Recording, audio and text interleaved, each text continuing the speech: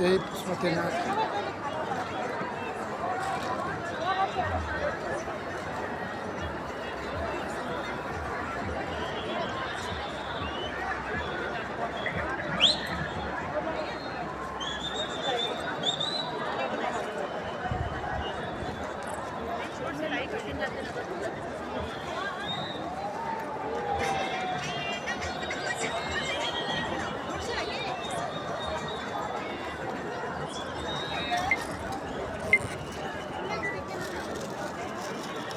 पशुपतिमा हजारौं लाखौं दर्शनार्थीहरू जम्मा हुनुभएको छ र यहाँ देख्न सक्नुहुन्छ पशुपतिनाथमा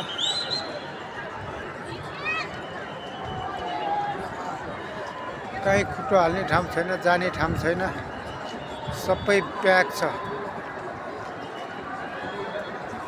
ल पशुपतिनाथले सम्पूर्ण नेपालीमा रक्षा गरून्। आउँदो चुनावमा नेपाल आमाले पनि सास फेर्न पाओस्।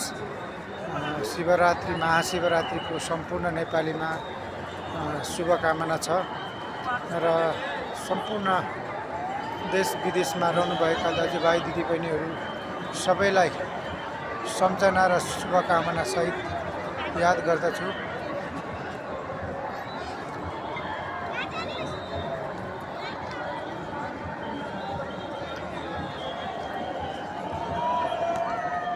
म यो पशुपतिको बिच भागमा बसेको छु।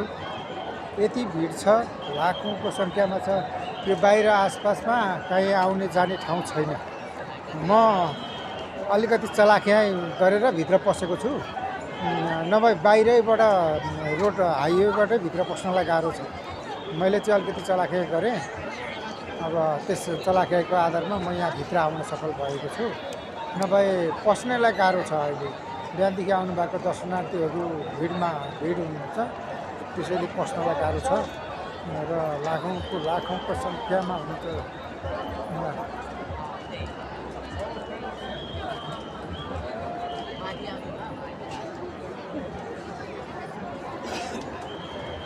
अब 2-3 जना फ्रेन्ड हुनुभयो, त्यो भित्र चेपिएर आमाहरू।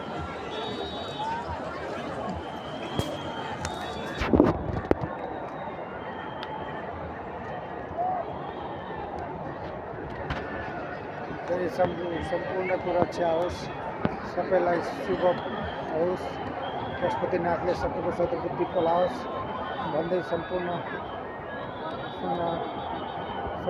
शुभकामना सहित बिदा हुन्छु।